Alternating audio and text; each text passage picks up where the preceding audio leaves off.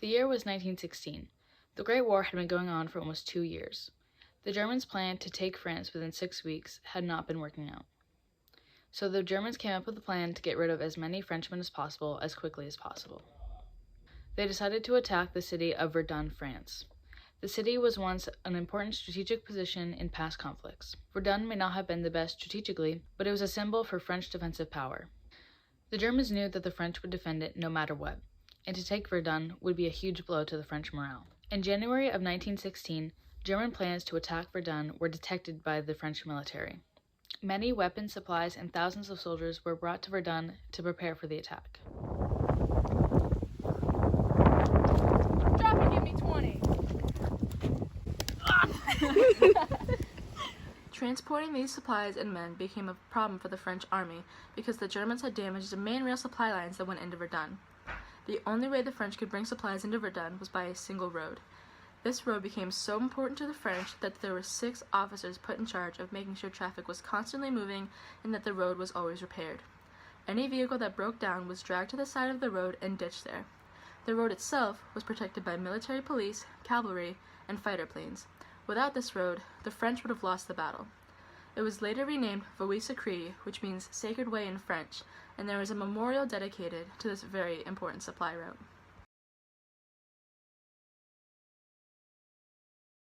At 7:15 in the morning, on February 21st, the Germans began a barrage of artillery on the city of Verdun.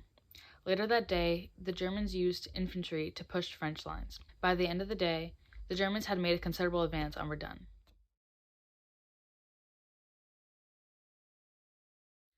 The majority of the battle was fought in trenches. The trenches were around 7 feet deep, a few feet wide, and usually hundreds of miles long.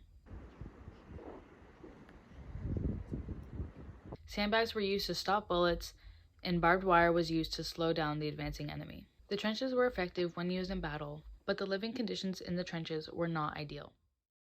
Life in the trenches? Please. The trenches were filthy, muddy, and just downright uncomfortable. There was no privacy, and our bathroom conditions consisted of a bucket in the side of a trench. Using the toilet left us vulnerable to enemy attack at any given time. Some soldiers just went wherever they pleased, and when it rained, the trenches were flooded, and the latrines overflowed into the trenches.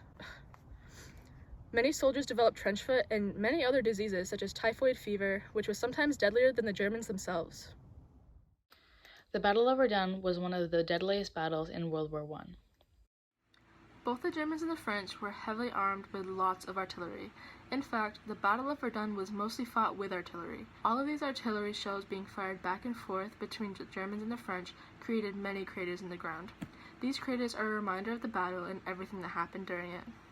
Both sides would use machine guns in order to advance on the other side quicker.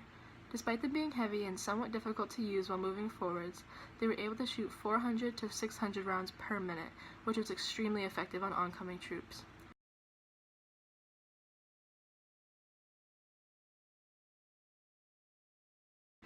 Grenades were also frequently used. For them to be most effective, the taller soldiers would be the ones firing them.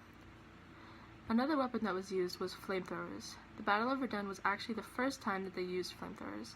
This was effective in clearing troops out of trenches very quickly. The Germans began using green cross gas, which was similar to mustard gas, but the French developed a very effective gas mask, so there were few casualties.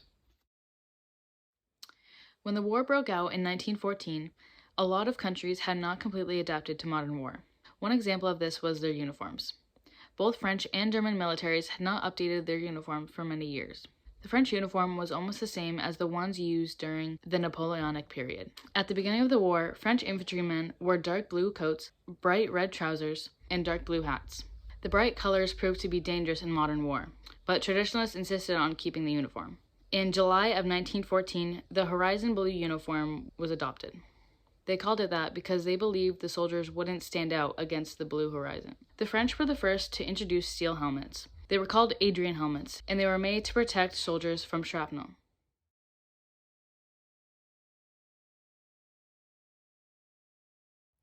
We had schedules for when things needed to be done when we weren't in battle. This usually meant menial tasks like cleaning weapons for inspection,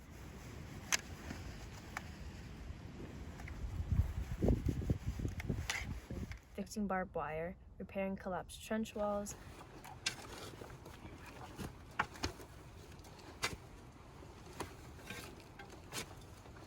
emptying toilets. The usual. The worst job was probably having to retrieve your comrades' bodies and burying them.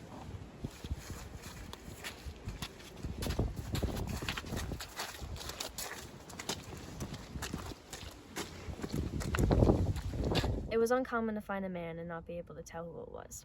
We didn't get a lot of time off. We could only sleep for a few hours at a time. Men would take turns keeping watch during the night. Most men only slept for an hour or two at a time, typically during the afternoon or late evening. If we were able to get a break during the day, we could play card games, write letters, or eat. Every day we ate the same meal of stale biscuits and meat in a tin.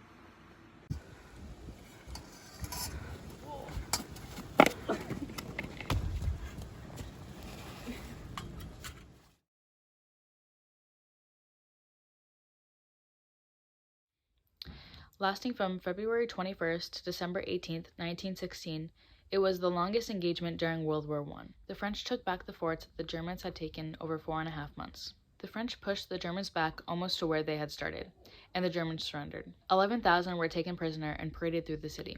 The battle caused the city and the surrounding area to be completely destroyed. The French lost over 360,000 men, and the Germans lost nearly 340,000 men. When the battle was over, the French were exhausted, but their morale was greatly affected.